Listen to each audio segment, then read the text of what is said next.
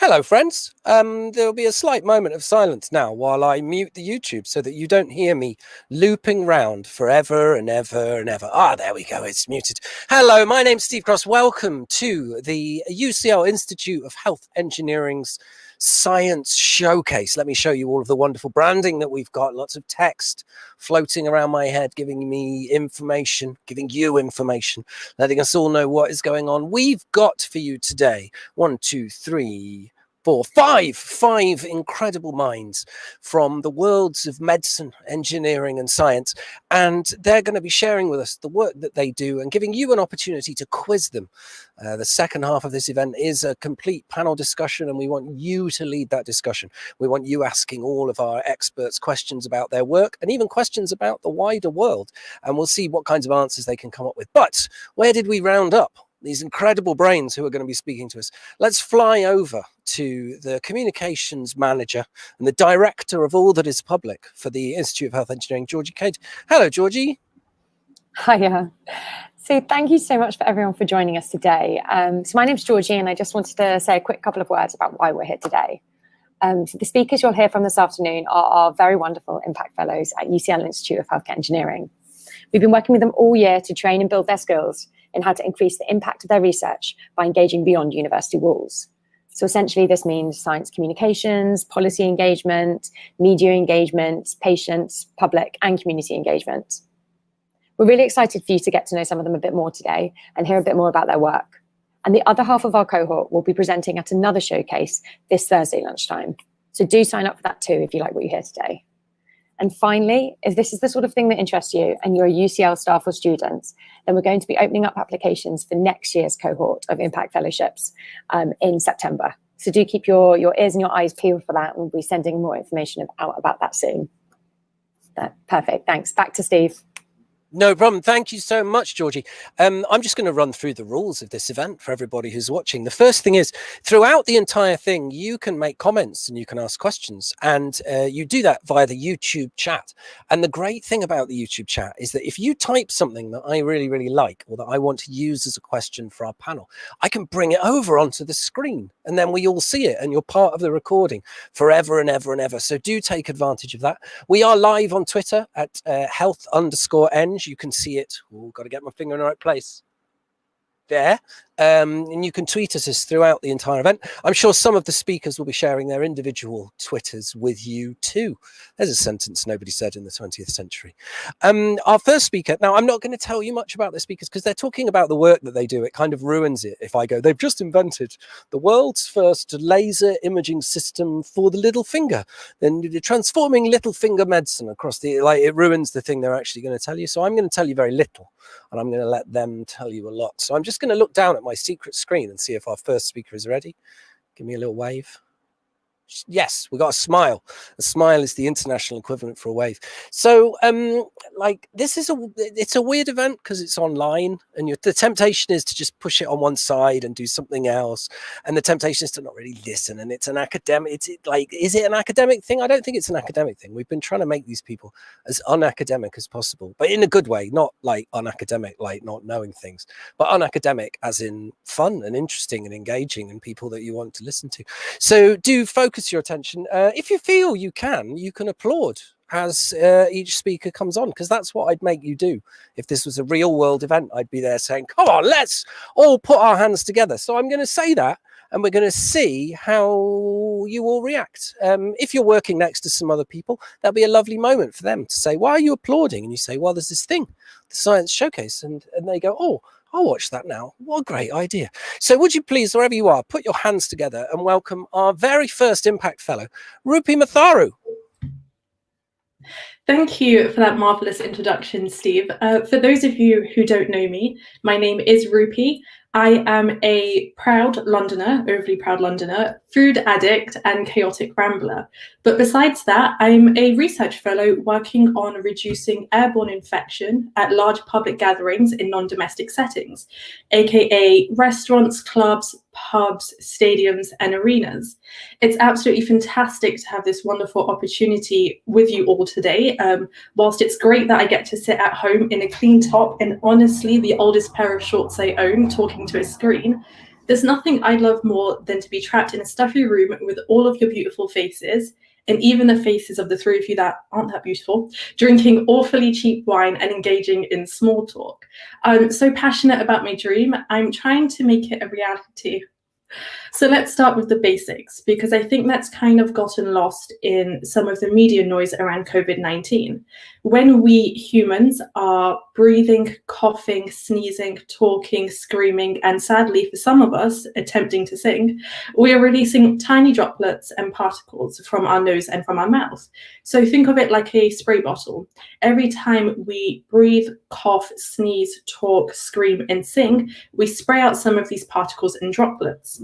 Now, these droplets and particles can pack loads of disease-causing microorganisms like coronavirus. Now, the bigger droplets, they fall down and infect wherever they land on, and the smaller ones, they linger in a cloud. And when this cloud lingers in the air, other people can breathe it in and become infected. So this is one of the reasons the hospitality and events industry has been out of action for so long. And we're really trying hard to make it as safe as possible for it to reopen.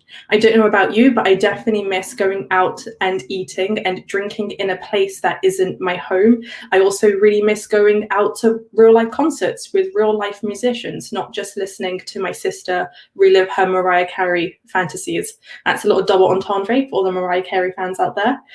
So I've been working on the events research program, which yes, means I get to go to super fun events like the FA Cup final, the Brits, theatre shows, comedy nights, and I assess how safe they are and which interventions work best at protecting our health. I run around gigantic stadiums for over 16 hours a day, collecting data, taking environmental samples. So that's things like surface swabs, which are nice and discreet, and also air samples, not so discreet. For anyone who doesn't know, an air sampler looks like a sci-fi contraption that very loudly collects the air in a room. So you can only imagine how sophisticated this is in someone's creme de la creme private box, slowly sucking the life out of the party. Also, you can have fun again. With that being said, if we were ranking sources of expertise on a scale of 1 to 10, with 1 being some random person ranting on Facebook and 10 being the World Health Organization, I would say I'm around a 2. Just kidding, I'm a 6 or 7. So as I talk to you, keep in mind I am an expert, and remember this is my obsession, seeing your beautiful faces again. So if we go back to our spray bottle analogy, when we wear face masks, we are reducing how far those droplets and particles can travel from our mouth and nose. Almost like if you put a piece of fabric in front of that spray bottle. The face mask is keeping all of our germs in. And the same principle applies with a plastic divider. Hence, you see these plastic things all over every time you go out. All those droplets and particles in the cloud, they can't travel past that plastic divider. But what more can we do? Face masks and dividers, they won't solve all of our problems. While opening a window is one huge way we can keep the air fresh. By keeping the air moving with mechanical systems like air conditioning or natural systems, just like opening a window, we're decreasing the risk of transmission by keeping that cloud of droplets moving. Using things like a fan, they won't help because you're just mixing up what's already there. If there are virus particles in the air, the fan will just stir it all around and actually increase your chances of breathing it in. You want to make sure the proportion of fresh air is as high as possible. So keep this in mind when you're down the pub this summer, this weekend, maybe tonight. The weather's quite good. COVID-19 is scary stuff at a time when pretty much all of our news feels like it's scary stuff. And at a time of crisis, it's important for all of us to remember the science. So the next time you're queuing up for your table at Nando's or watching the Euros, think of me and my sci-fi contraption and all the other researchers working tirelessly to make it happen.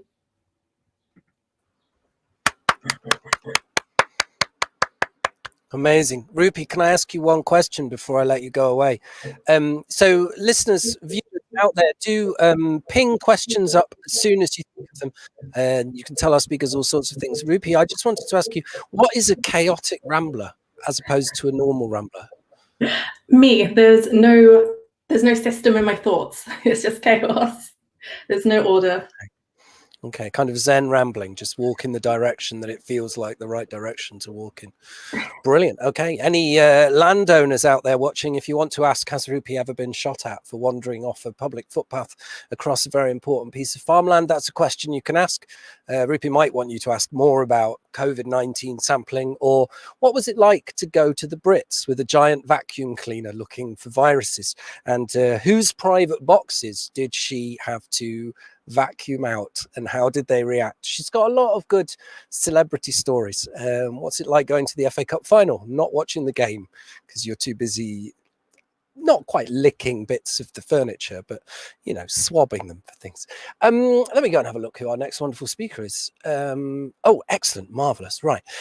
So wherever you are, this is how it's going to work. We'll see 5 wonderful speakers. I'm going to bring them all back, and then we'll give them all the questions that you've asked them, and I'll ask them a bunch of questions as well. And our next wonderful speaker, remember, I want you to clap and cheer wherever you are, because I will be clapping and cheering, and I don't want to feel like I'm the only one. Would you please welcome onto your screen the absolutely wonderful Karen Lloyd. Thank you very much, Steve. So good afternoon, everyone. As Steve said, my name is Karen Lloyd, and I'm a medical sociologist. So that means that I study health and illness and medicine, but wearing a social scientist hat.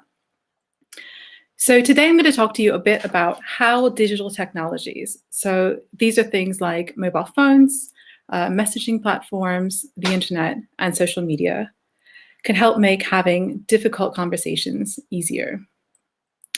So last year, in the middle of the first lockdown, I found out that a close family member had done something really bad.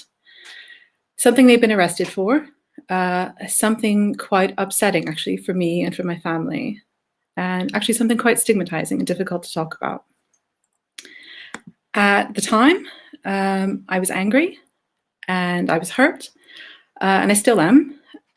But most of all, at that time, I just felt really isolated and alone. So my husband is wonderful, and I had him at home to talk to, and my kids are great too.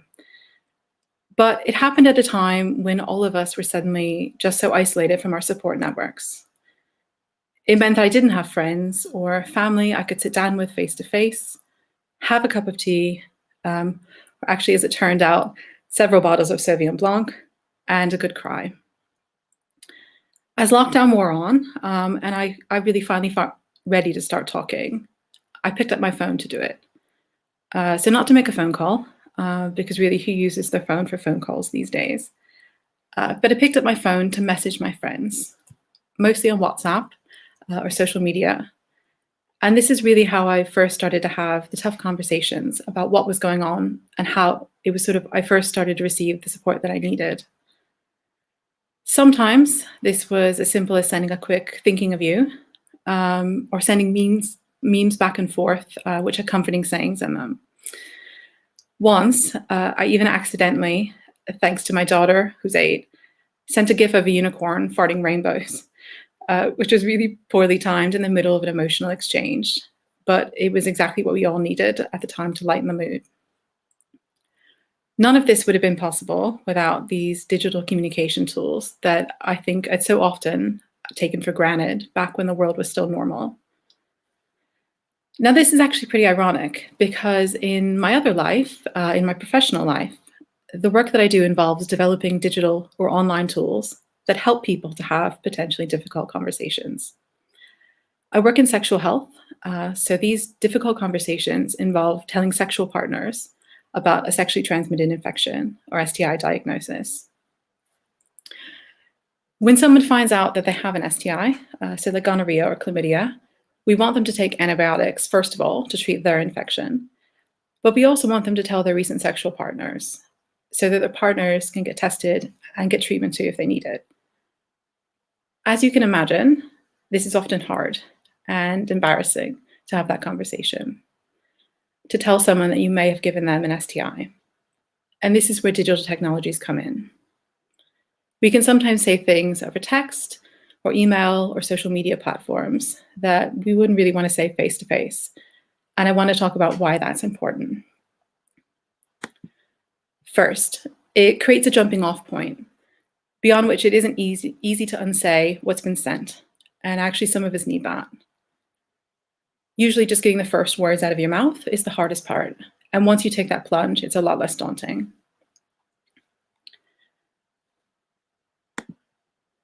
Second, having tough conversations over digital technologies can protect us from feeling physically or emotionally vulnerable. I think it goes without saying that some conversations, like telling someone that you have an infection that you might have given to them, can be very emotionally charged. People might cry or shout, and sometimes they can even become physically violent. Telling someone difficult news in a more distanced way can physically protect the teller, but it can also protect us emotionally when we aren't ready to share that emotionally vulnerable side of ourselves. The tears, the shaking hands, the quivering voice, face to face. And lastly, it creates the possibility to link in tangible actions.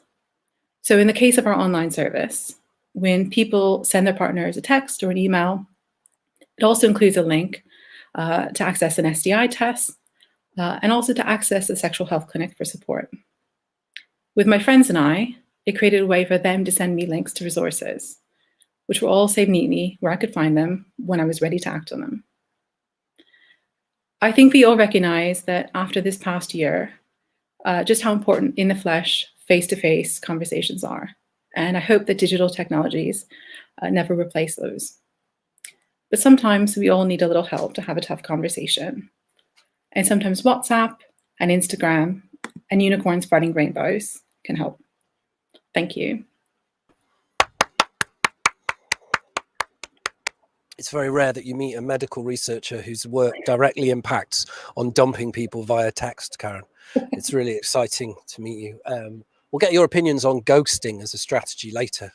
I think, you know, we're not using technology to send a message is the most powerful way to send a message. Marvelous. You're going to be back for our panel discussion, aren't you, Karen? Yes. Good. Great. Brilliant. Right. We will see you in your unicorn there.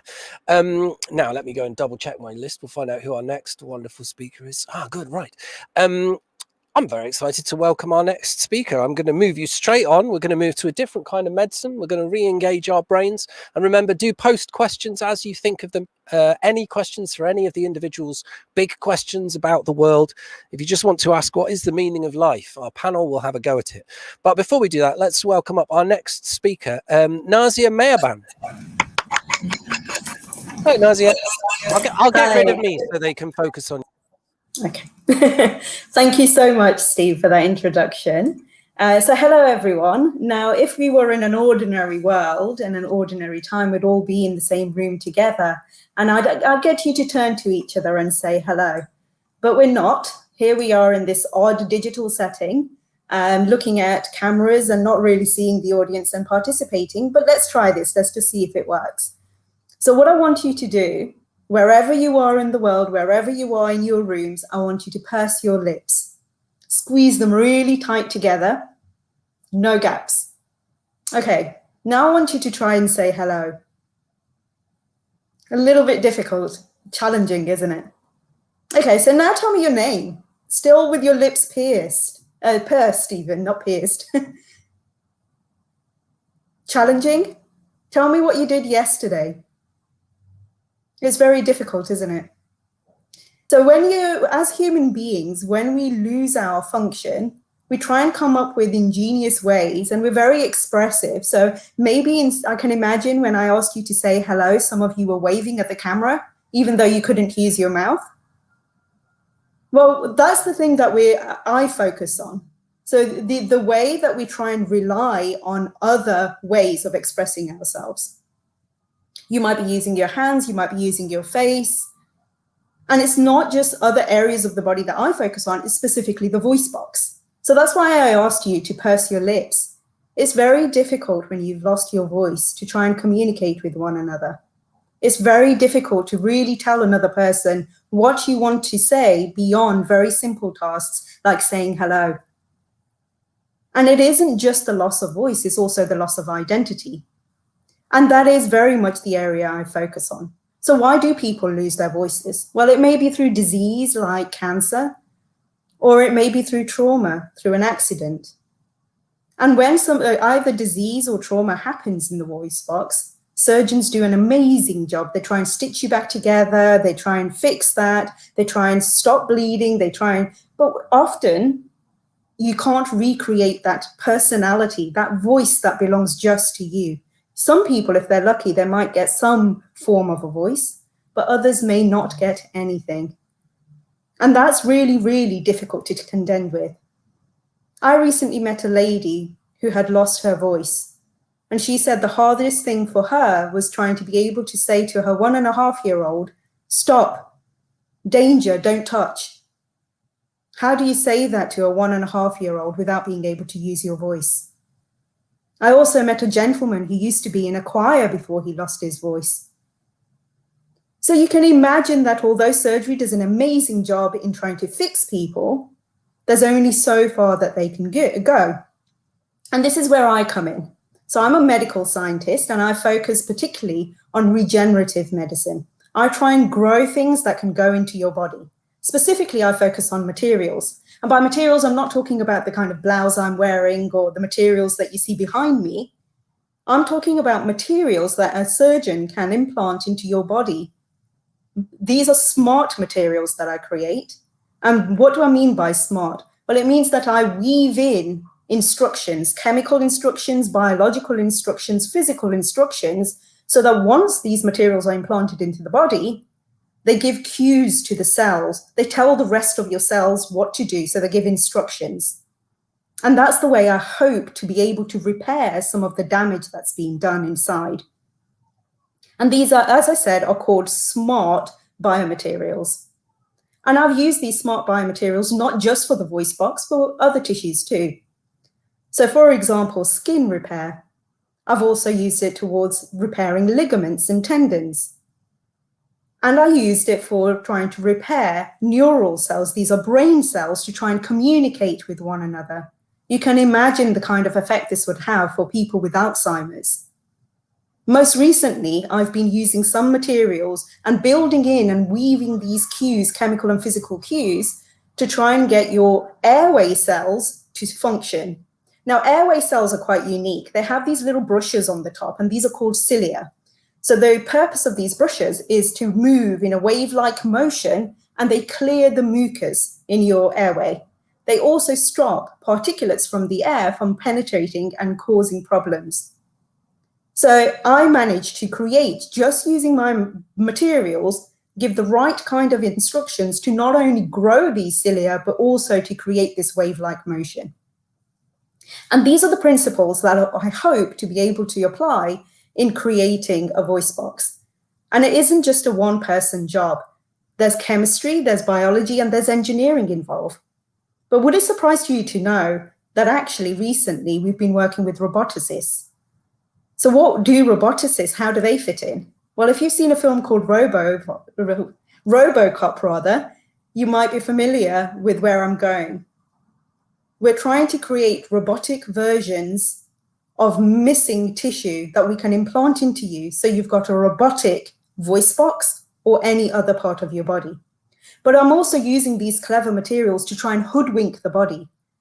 So not only give the instructions to the cells to try and grow a certain way, but I'm also trying to make sure that this device isn't going to be rejected by the body. The body will believe it's always been there and it's been a natural part of it. So that's how we're moving on from just the basic biology and regeneration, and we're involving engineers, chemists, biologists, and even roboticists. So we've got a whole interdisciplinary team, and we hope to be able to use this team to create all sorts of different implantable tissues. For now, of course, I'm trying to focus on the voice box. And in part of that, I'm trying to recreate muscles. We're using robotics to create implantable muscles that will allow you to move in the same way as you originally did. So using these techniques and using these multidisciplinary teams, perhaps one day we won't have to think about what it would mean to not be able to speak to your loved ones. Perhaps one day we can apply the same principles to other parts of the body and not have to live with life-altering conditions. Perhaps one day we can even say hello, even if we've lost our voice box. Thank you for listening. Marvelous, marvelous, Nancy, marvelous. The minute you said cilia, I immediately started coughing, so I had to mute my microphone. That was wonderful. That was wonderful. Let's give you a chance to have a quick break before our panel discussion, while I go and check who our next speaker is. Brilliant. Right. I'm very excited by our next speaker, carrying on with the theme of things that I've been suffering with the last few days. I'm just hoping all of these people are going to make new technology to make hay fever and its effects the things of the past. Would you please welcome up onto your screen the wonderful Anika Sharma. Hello everybody, my name is Annika. I'm a North Londoner, total foodie, and at the moment rather depressed traveller. Now for the serious bit. I'm an ear, nose and throat surgeon in training. I'm a researcher and I'd like to think budding entrepreneur. I've been really fortunate in that medicine and research have taken me all around the world, from doing research into viruses at Harvard in Boston, to my elective at a hospital at the foothills of Kilimanjaro, to working as a junior doctor in Wellington, New Zealand. Yes, an amazing place where most weekends are spent cycling around vineyards and sipping on a divine Riesling. When I came back to the UK, I returned to the NHS and I started on the long road to training as a surgeon. In 2019, however, I hit pause on my training to become a clinical researcher and to do a PhD. So my research is all about the nose and how we can better treat problems with the nose. Let me ask you, how much do you really think about your nose and the breathing through your nose? So breathe with me, breathe along with me. Let's think about problems of the nose, especially in the world of medicine and research. It often gets trumped by cancer, heart disease, anything to do with children, and the list goes on. But that's not to say that it's not important. I want to transport you back to the time you last had a horrendous cold. I imagine you felt completely bunged up, watery eyes, your nose was sore from blowing with too many rubbishy tissues, you couldn't taste your food, and sleeping was impossible. Some of you are living like this every single day, embarrassed by the constant bowing, the sniffling, and tired all the time due to poor quality sleep. This results in a huge impact on your quality of life and your productivity. So to put this into context, 30% of the entire population are suffering with some kind of nose problem or nasal blockage problem. In fact, in 1 year alone, there were more than 5 million visits to their GP for a blocked nose, and this costs over £250 million. What's also shocking is that of all the people who then need to go and see a specialist in hospital, the majority will wait about 5 years to be seen. What we really want to be able to do is to diagnose people quickly and accurately when they're first seen. This means they get the right treatment immediately, and then only those who really need the hospital care will get referred and will get that treatment earlier. So, all our problems could be magically solved by a new medical device. And that's exactly what we're doing. What we've done is we've created a special stethoscope. So if you imagine a regular stethoscope, it's placed on the chest and listens to the breathing sounds of your lungs. What we've devised is something to listen to the breathing sounds of the nose.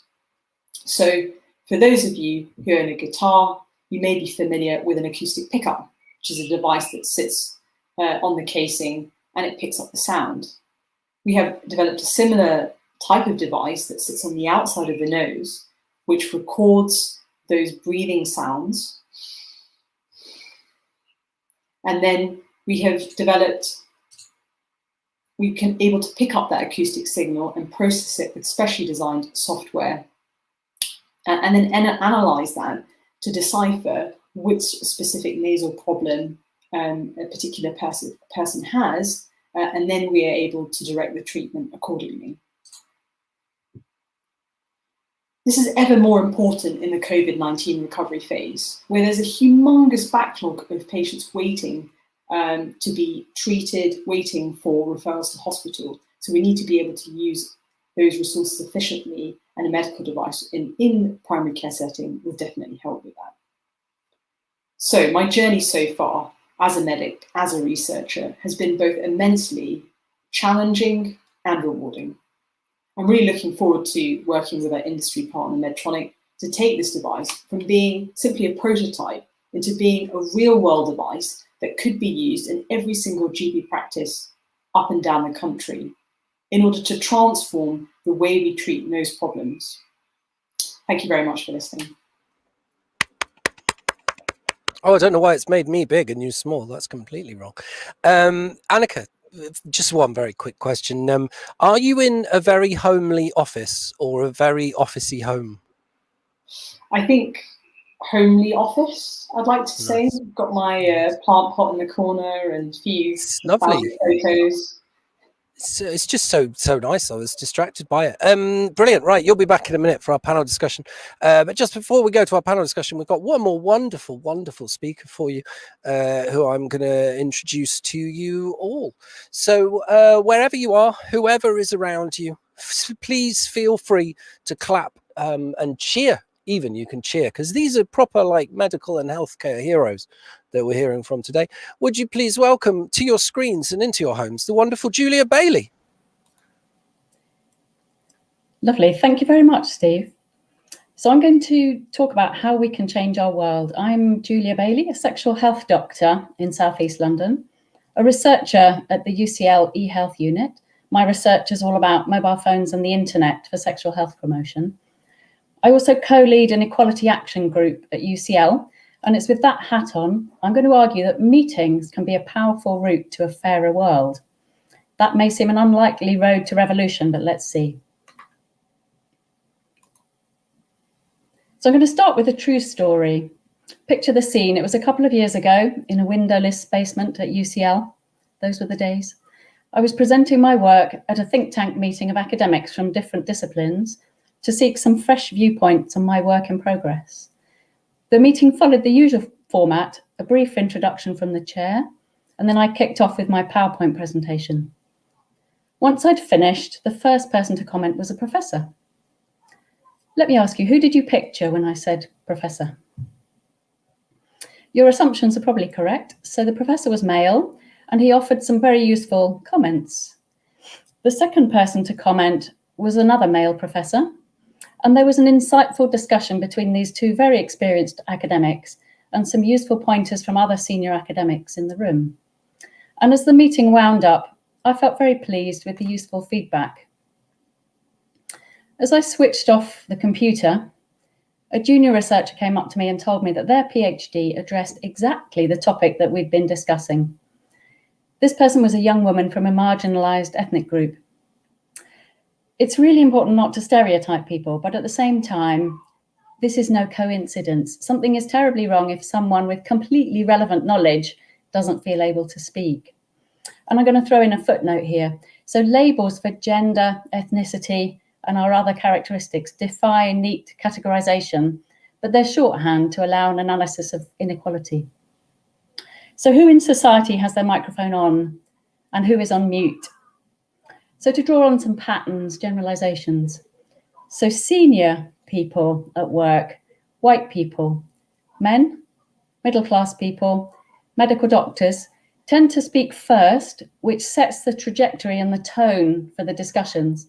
And we also tend to speak the most in academic meetings and in the world generally. People with a stake in the decisions are often not in the room, so patients are often completely absent. So power structures, society's power structures follow us into the room, and that's obvious, but not with inevitable consequences. And this is not about bashing individuals, but instead trying to unpick how power plays out in everyday interactions and what we can do about it. So now, can I ask you to picture your last work meeting? How much did you speak? Not at all? 5 minutes? 20% of the time? 30%? 50% of the time? Who usually speaks most in the meetings that you go to? What's their professional role? What's their social position in terms of their characteristics? And whose voices are missing from your regular meetings? Some of us have an invisible backpack of advantage, so white middle-class privilege. For me, my first language is English, and with a dialect that's accepted as articulate, I see people like me on well-trodden pathways into top jobs. My world is coded in ways I don't need to think about very much. I know what to expect, and I have enough resource. So thinking back to the person who didn't feel able to chip in at the academic meeting, what does she need? Assertiveness training, practice in confident speaking? I don't think so. This kind of solution is victim blaming. It's trying to train her up to play the game. Instead, I think we can change the way that we interact at work to pass her the microphone. So can we change our world through meetings? This is the Equality Action Group. We're laughing as we see patriarchy, racism, and capitalism crumbling. But seriously, I think we can change our world through meetings. So thinking carefully about who is invited and who is missing.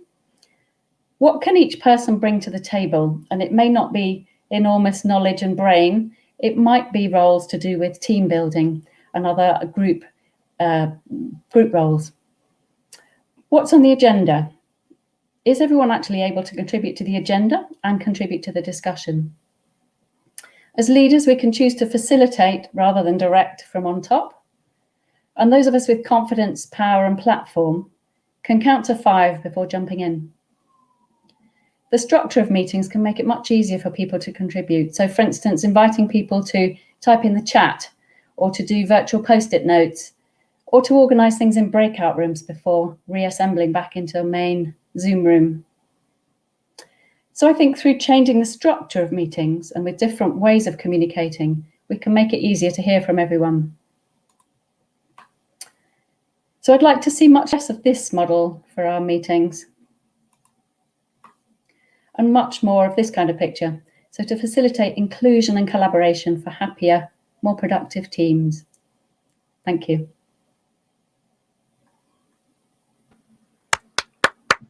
Julia, that was wonderful. It's made me big and you small again. StreamYard's a very strange piece of software. Shall we, let's invite all our friends back, shall we? And we'll have a little bit of a chat. What a lineup. What a lineup. First of all, somebody's not muted YouTube, so it's playing round and round and round. Congratulations. You were all absolutely brilliant. Thank you. The hard bit's now done. This is the bit you've been worrying about. It's for those of you who are watching, it's weird to have to give a public talk. It's double weird to have to give a public talk where you're just staring into a camera in your living room or office.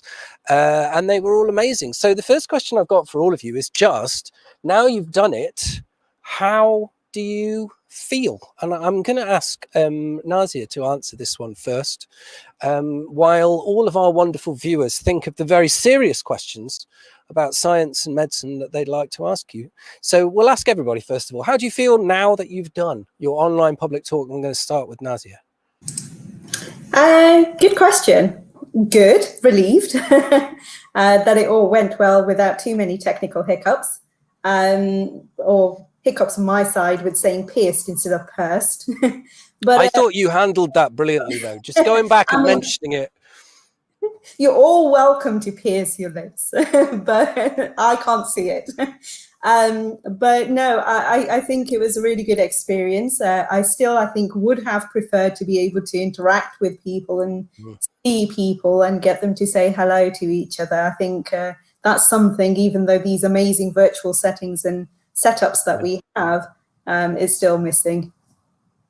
And it's going to be a little longer until we get there, isn't it? So let's find out how Rupee feels now. It being, and I'd like to clarify for all the viewers, it's not Rupee's fault that the remaining lockdown has been extended.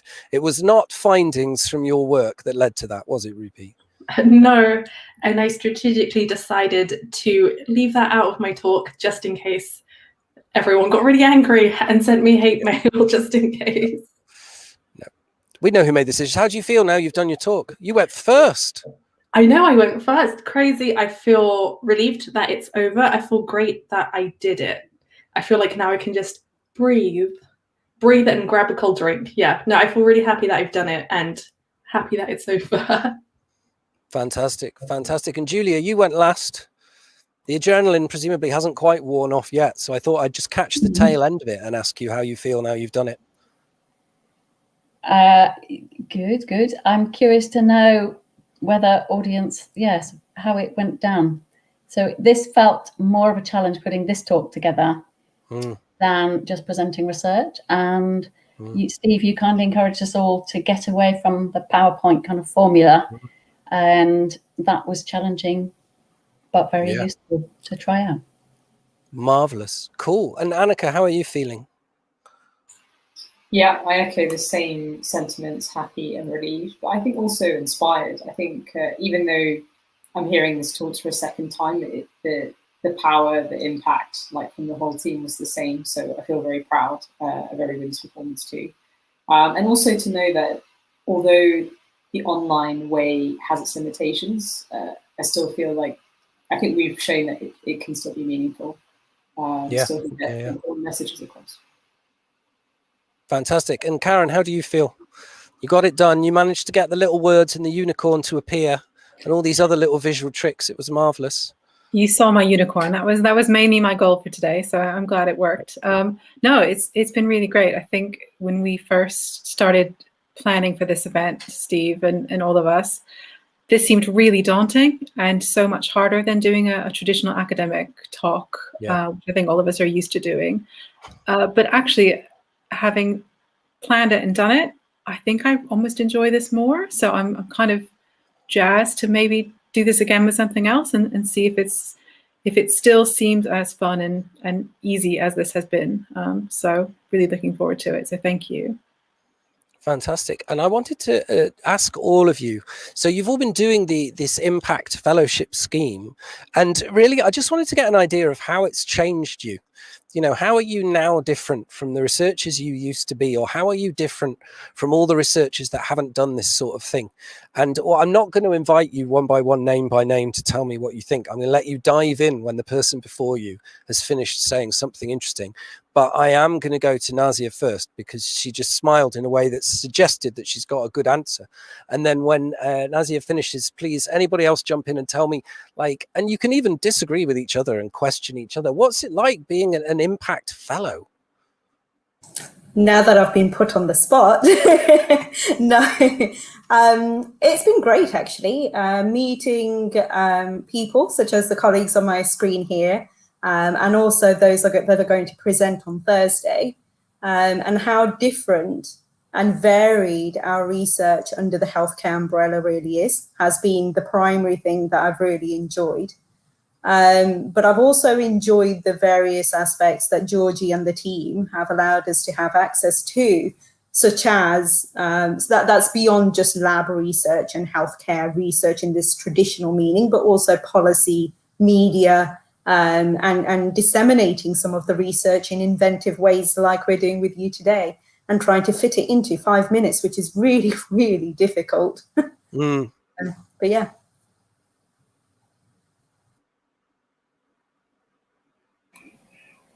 Who's going to jump in? I will. For me, it affirms how important communication is. I mean, I knew that before, and I'm very passionate about it. But yes, especially as scientists, very used to acronyms, complicated terminology, which serves a purpose, but actually learning to communicate in a way that's accessible is so important. Yeah. Oh, I think I agree with Julia. I think this Impact Fellowship has taught me how to make my research a little bit more accessible, or talk about it in an accessible way. I thought I was doing great at that, and then I started this fellowship and I realized I had a lot to learn. So I think that's like one of the best things that's come from this. And it's kind of also forced me to step outside my comfort zone, think about my research a little bit differently, use better accessible language. And it's also taught me a lot about public engagement. I feel like traditionally I always thought public engagement's like one-sided dissemination, and we're going to lecture people and, you know, do all these crazy things. But then through this scheme, I've kind of learned, well, no, it's about working with people. Yeah. It's good. I can see the UCL public engagement team tweeting about this event, so they'll be very happy that you said that. Who haven't we heard from yet? I would what say it's like to be an impact fellow. I would say that for me, I mean, I echo what everyone else has said, but because I work in sexual health, challenging. It's been really fun to be challenged to think about how to talk about the work that I do, which is maybe sometimes covers topics that are a bit tricky to talk about publicly with all audiences. It's been a really great experience to challenge me to think outside the box about making my my field, which can involve, like I said, topics which are difficult to talk about and potentially stigmatizing, making that accessible to different kinds of audiences, and also fun. And it's been a really great chance to do that. So thank you. Annika, I think we reached you. Yeah, I think that leaves me. Yeah, I have the hard task of saying something original. But didn't you say that aren't you a budding entrepreneur? Isn't part of your impact fellowship going to be the monetization of some of this stuff? I mean, I'm a freelancer, obviously. I'm obsessed with money, so that's why I ask questions like this. I think before I started the research, before I started this fellowship, I think I was very narrow-minded in the sense that a lot of the way I thought about communication was in a doctor-patient relationship way. And yet, like, you know, the guys have said, it was like a one-directional flow process. So yeah, the way I thought about communication, particularly with patients and the public, was a very traditional view. And then even when I started to doing grant writing, but they hadn't been on a fellowship, again, it lacked insight. And I think having been through all the workshops and the discussions, it's just a new horizon for me about it's not a one-way process. How do you, the language you choose to use, the platforms you choose to use, and the reason why you would engage people. It's not just to like recruit somebody or to like do a focus group. It's because you genuinely want people to know about your work and not for other reasons. Because usually, especially as doctors, it's usually to get something done or to recruit for a study. But I think what's been really enjoyable is just for the pure joy of everybody knowing about our work, why we're passionate about it, why we think it's important, why we think they should know about it, and hopefully inspiring other people to kind of follow and being, what's great about the group is we're widely represented. So hopefully we can inspire some young people to follow our footsteps or go on this program. Coming back to the entrepreneurship thing, I think what's great is that I think this has really complemented that side of things too, because when you want to commercialize something, you need to also engage with the public, get their ideas, do focus groups, engage with industry. So I think it's just helped my communications, how I pitch things, just given me a lot more insight. It's been brilliant. Brilliant, fantastic. Now, I've got a few specific questions that have come in on our YouTube, and I think some of them I'd like to open up a little bit to make them relevant for everybody. So Georgina's asked, and I think this is partly for Julia, but I'd like you all to think about it. How do you imagine shifts in meeting dynamics may play out when some people return to offices and some people remain remote? Are there ways we can avoid exclusions? But I think there's a wider question for all of you, which is, how is life going to be different for you in your work and in the health care that you do when things change again? I'm not going to say go back to normal. I don't think they're going to go back to normal. You know, what's the next thing look like and what's it like for you? But if we could start with Julia giving us some thoughts about possible exclusions when we shift to hybrid working and how we could think about that in advance. And then I'd like to throw it open to the rest of you to have a think about what's going to be different. Yeah, thanks for that question, Georgie. And I'm not sure the answer, but thinking back to the olden days of clustering around the teleconference, you know, the conference phone, where basically the person on the other end of the phone was pretty much excluded, weren't they? They just had to sort of burst through and interrupt to contribute. So I think tech is going to be an answer. We need really big screens so that we can see everybody who's not in the room physically. Yeah, and I guess attention to facilitation and planning again. So perhaps some agreements about taking turns to contribute so that it's not relying on just the body language and the cues in person. Great answer. And everybody else thinking ahead, what do you think is going to be different for you? And I think specifically I have a question for Rupee, which is that, Rupee, you've told us all about your work looking for COVID in entertainment spaces. What are you going to do when nobody's that worried about COVID anymore? Be happy. I'm sure there'll be something else I'll be looking for that's not COVID. Yeah, the COVID is on everyone's mind at the moment. It's on the news. It's everywhere. But COVID isn't the only airborne disease. So everything that we're doing will be applied to all airborne diseases, in theory. And do you think we're going to have workplaces that are way more aware of airborne diseases generally? I hope so. I think so. If they haven't learnt by now, I think that's a little bit worrying. It's like over a year. So I hope people have learned and they're a little bit more aware. But I think one of the good things that has come out of this pandemic situation is we've become a lot more respectful of like people's working times. And I suppose like working from home and taking meetings. So that's like a really good positive outcome. Absolutely. So for those of you who haven't heard from yet, how do you think things are going to be different for you when we start doing whatever it is we do next? I agree with Julia and Rupy regarding accessibility to meetings, especially around care responsibilities and other responsibilities that people have. And certainly this year, some of the teaching that we've done, we've moved it online, where we've not been able to do it in person for students. And for most of the students, we found that they've preferred that way because then they can do it in their own time, whenever they've got a free batch of time around whatever else they're doing. And I think it makes it more accessible. Personally, though, I am looking forward, other than meetings, there have been restrictions on some of my research. A lot of the things that I presented today consist of very large teams, and not being able to meet up with the teams and utilize some of the equipment that's needed to advance the research has been problematic, and it's been on the back burner for now. So whilst I understand for meetings, but I am looking forward to some of the travel restrictions being lifted and being able to get some of those projects moving.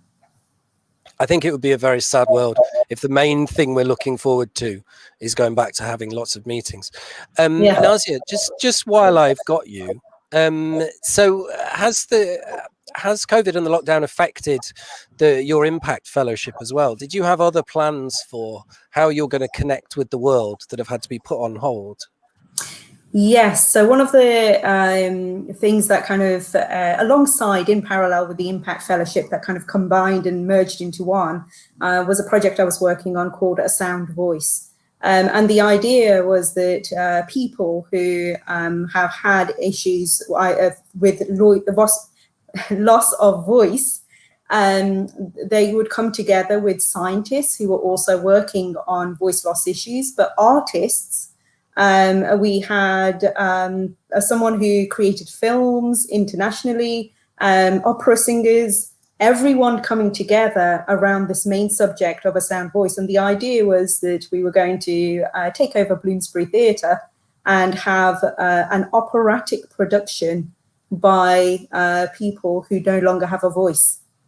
And that was going to be a physical event, and there were BBC Proms and other area people as well involved. It was quite big, but wow.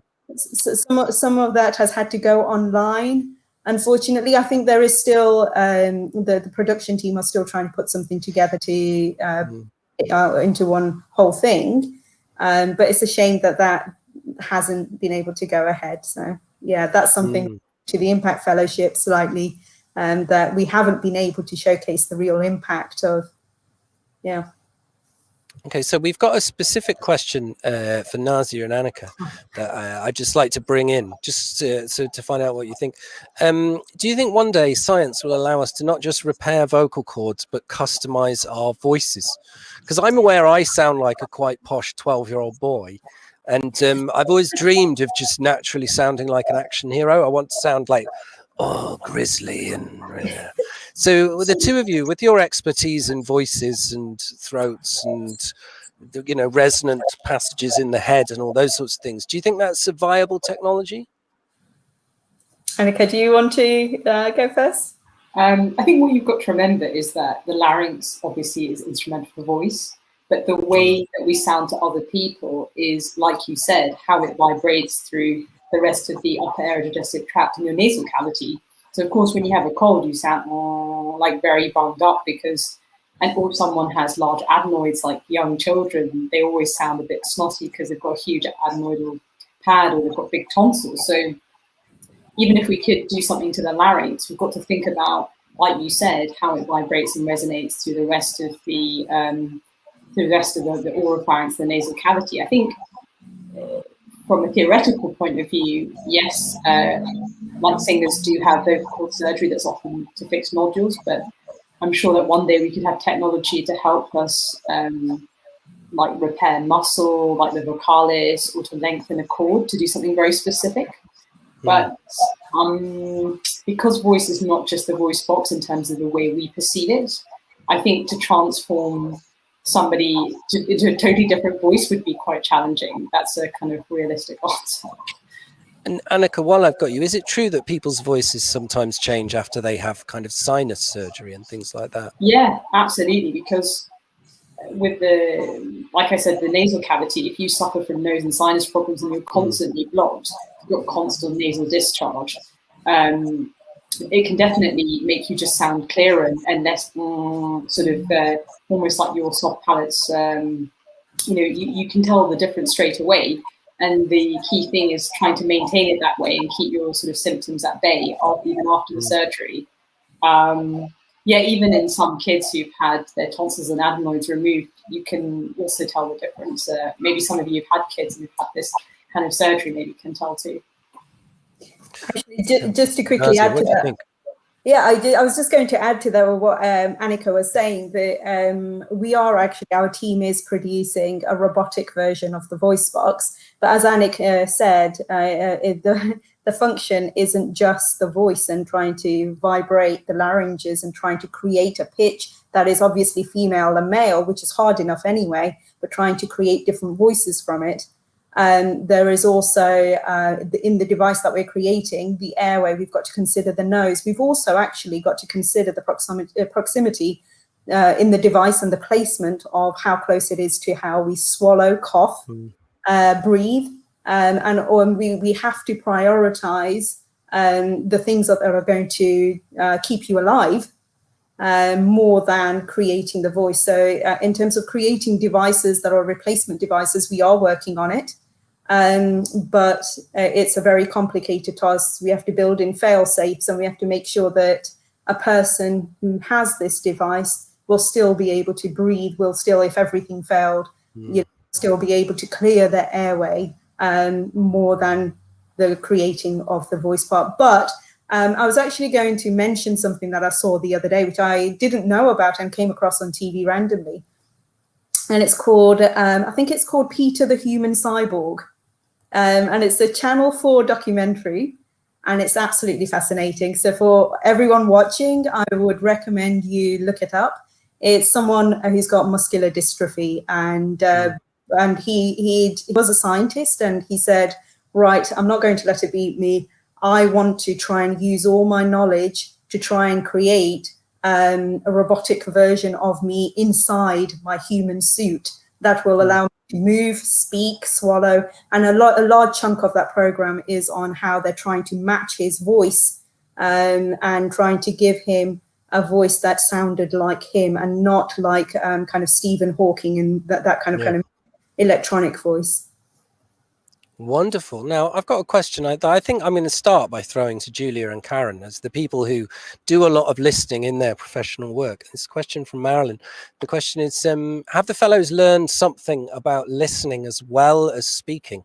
And the reason I'm throwing this to the two people that do a lot of listening in their work is they can reflect, I think, on the changes that they've seen in all the rest of you as well. So Karen and Julia, what do you think that the Impact Fellows have learned about listening? And if you don't think there's anything, what do you wish they'd learned and you're going to tell them now and they'll take it away and learn it? Well, I'll jump in, Steve. I think this isn't so much about listening as well as speaking from an Impact Fellow perspective, but I think certainly in the work that I do, and I'm sure Julia can echo this, that in sexual health, listening is really important, and particularly because we can often work with groups that are disenfranchised or marginalized for various reasons. listening and taking in other people's perspectives and building it into the work that we do, and especially the actual tools that we're creating, particularly in digital health, is really, really important.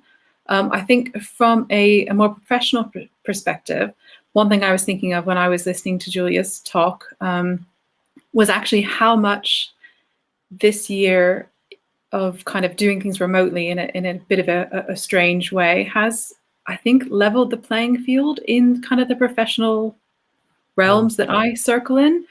We have so many more means of communicating with each other. And I think Julia pointed out things like Jamboards or typing into the chat. I think have created spaces and opportunities for people to speak up who wouldn't normally. And I hope that by keeping some of those spaces and communication tools in place, we can do a bit of better job of listening, because it's really important professionally for us, but I think it's also really important in the particular field that Julia and I work in. Julia, what do you think? Yes, and following on from what Karen's saying, so I think it's been really interesting that we've got glimpses into each other's lives in a way that we really didn't have before. Somebody's dog prances across the screen, or child, or flowers from the garden, or whatever it is, and that's been lovely. I'd like to thank Georgie Cade. So the way that she's organised the meetings and have facilitated it have really helped us to learn from each other and listen to each other. So that would be my main comment, is actually the structure of the meetings has been really excellent to get us all involved, all expressing our viewpoints and listening. Yeah. I think it's been, for lots of people, just been lovely disrupting all the ways that were set up to start with, because they weren't really set up for all those of us that aren't very, very big, powerful professors and heads of things. It's been quite nice disrupting them and being able to do something a bit different. I was about to bring Georgie on, but she was in the middle of putting in headphones, so I didn't. I've got a question now that's come in. Oh, Julia, do you want to say something else? Oh, just one more sentence. So I think with the advent of email, we then, were able to contact anybody, no matter what their seniority. So that was an important technological advance, which has definitely had an impact on power. Perfect. Rupee, I've asked everyone else a specific question, and we've got a question for you from the aforementioned Georgie Cade, and it is, can you tell us a funny story about going to the Brits to look for COVID? Yes, I can. I can tell a funny story. I can tell a humiliating story. The Brits. Okay, so yeah, so the Brits is kind of like, it's a funny thing. I'm a little bit older, so it's a bunch of celebrities that I don't quite recognize until I see them in the news the next day. As I mentioned, when I go to these events, I'm actually taking samples. So I told you about my big, huge air sampler, and I take surface swabs and stuff like that. And for the purpose of this story, let's say I'm in Florence Nightingale's box, super snazzy affair, record labels there, everyone's hyped up. And I've done all my work, collected all my surface samples, collected my air samples. And so I'm putting everything away, all my samples are in a box and they're collected in tiny Eppendorf tubes. I'm putting away my huge air sampler, and I've placed my samples on the table, and as I'm packing away my air sampler, I look up and suddenly everything turns into slow motion, and all I can see is my box of more than 100 samples fall into a bin. And like, my initial reaction was to dive straight into the bin to find tiny Eppendorf tubes. God knows why. I'm dedicated to science, apparently. So there I am, having a meltdown in my effortless chic outfit. I'm digging through a bin in someone's fancy box, which is basically a typical Saturday night for me. I'm joking. That's an awful joke. And I'm pulling out half-drunk bottles of champagne covered in lobster that is worth way more than my salary. I would have drunk it, but I'm a vegetarian, so I decided not to. And everyone watched me do this. How great. So there's probably an award-winning musician out there telling everyone that a psycho came into their room, went through the bin and buggered off. Yeah. So the Brits was fun. It's field studies, I'll say that.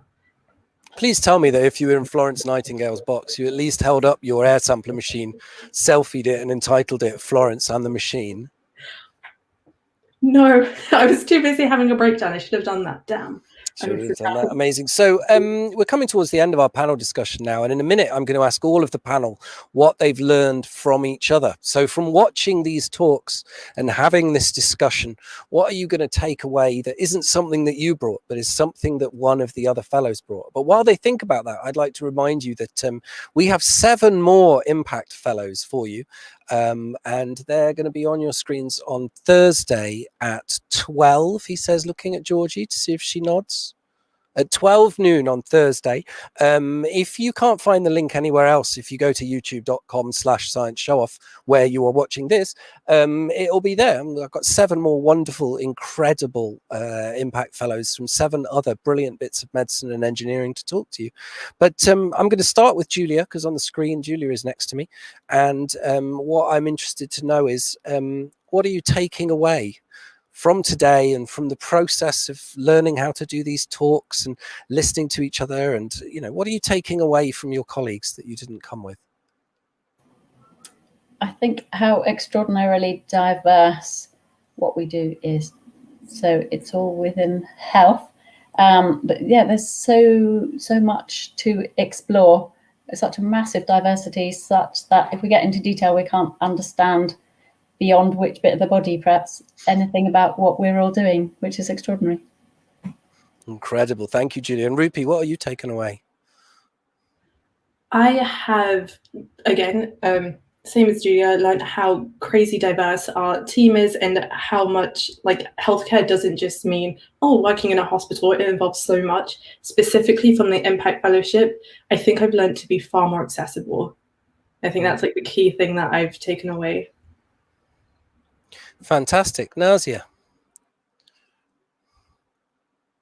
I think I'd agree with Julia and Rupy, and the fellows and the diversity of expertise and being in a virtual room with everybody and hearing their expertise, it has been fascinating.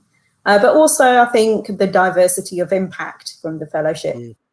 So a lot of the impact I'd done, I was fortunate in that I'd had a lot of public speaking experience and sharing with diverse audiences. But what I didn't have was, for example, the policy, and being able to get a chunk of that and trained on that was really good, but also the media side and also a forum like this. So these are the diversity in which we've been able to showcase our impact has been truly amazing, I think, and has really broadened my understanding of the meaning, impact of research. Fantastic. Annika, what have you learned from your impact fellow colleagues?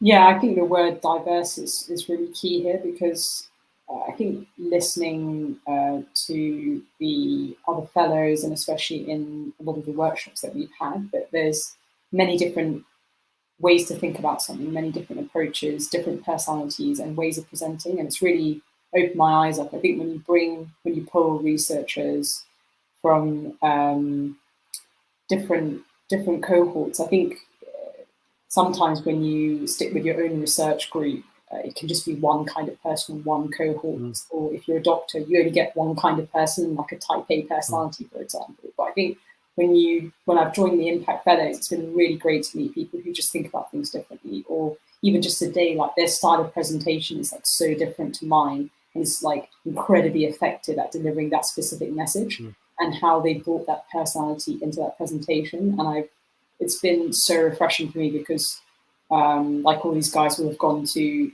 standard scientific conferences, and the most exciting bit is often being able to go to a different country rather than us getting up on a podium and doing the usual click-through. So I think, yeah, just learning that there are like many different ways to approach something, and your personality is a really big part of that, and your background will have shaped that.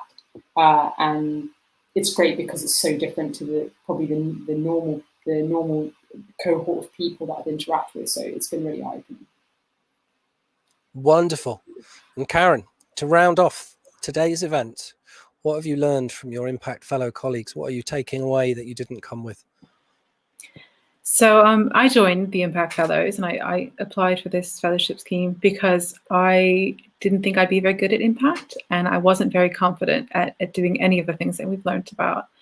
And I think what I've taken away from it, I realize, is just some of the motivation and just being inspired. I think because, like everyone has said, we're also diverse, and seeing all the different really creative, interesting ways we've all approached the work that we're doing and trying to generate impact and thinking of ideas for generating impact. I think the main thing just for me is inspiration. I've really kind of jazzed to get going on some projects of my own that are separate from Impact Fellows, and so I'm gonna bottle the inspiration and I think take it with me going forward. Amazing. So the first thing you're going to do is run away from all these people and do your own thing. It's a good takeaway. So we've come to the end of today's Science Showcase. I wanted to take a moment to thank, of course, our 5 wonderful speakers. I'd like to thank Julia, Rupee, Nazia, Annika, and Karen. I'd also like to thank behind the scenes Georgie for putting the whole thing together, Alice for providing all of the wonderful graphics and the marketing for the entire thing. If I'm supposed to be thanking more people and I've forgotten you, I'm so sorry. Those are all the people that came to mind. Do join us again on Thursday. It will be wonderful to see you there. And there I will have got a list in advance of all the people that I need to thank. So it will be longer than that list. We're all going to sneak off into the background and well, just have a nice cup of tea, you know, look after ourselves. It's been lovely to interact with all of you. And you can find all of our speakers online. This is the democratized world of email. If you've enjoyed anything someone said, why not dig up their work email and drop them a line? I've been Steve Cross. These have been the incredible UCL Healthcare Engineering Impact Fellows. And we hope you have a lovely day.